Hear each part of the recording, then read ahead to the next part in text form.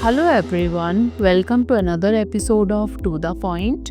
Today's topic of discussion is Office of Profit. First of all, let's see why is it in the news. Recently, the Law Ministry has drafted legislation to modernize the definition of offices of profit, aiming to prevent the disqualification of members of Parliament.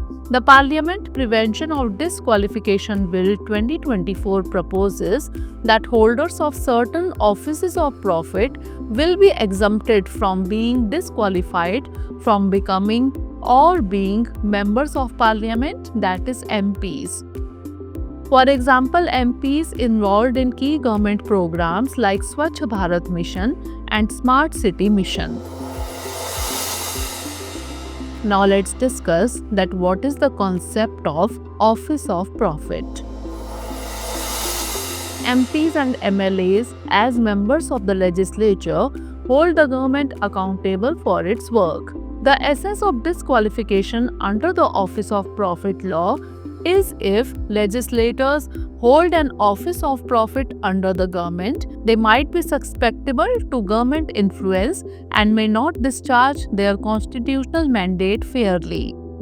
The intent is that there should be no conflict between the duties and interest of an elected member.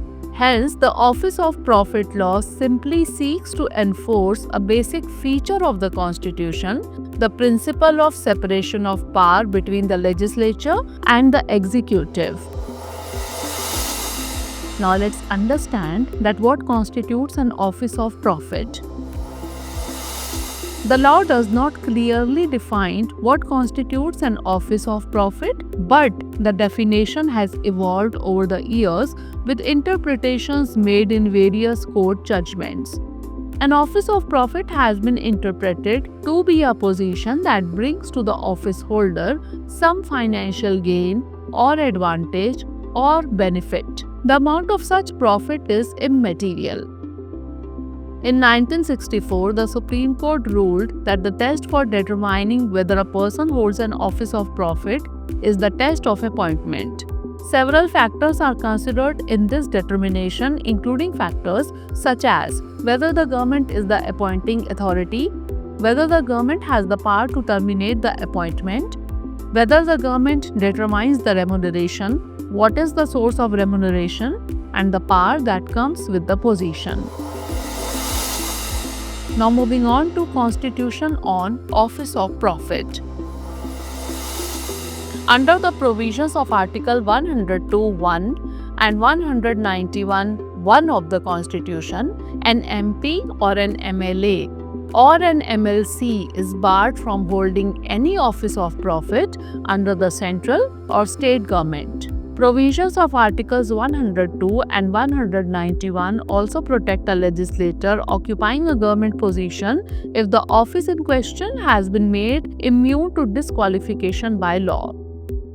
In the recent past, several state legislatures have enacted laws exempting certain offices from the purview of Office of Profit.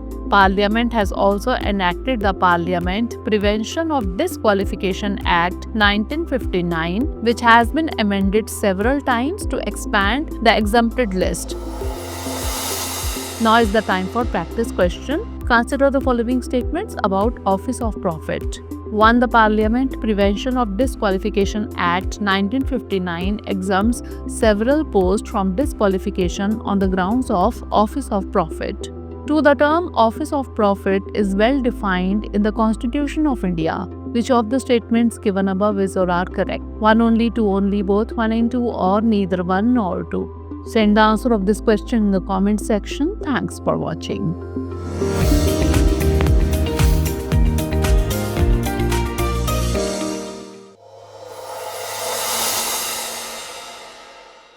For more informative content, like, share and subscribe. And do not forget to press the bell icon to get the notifications.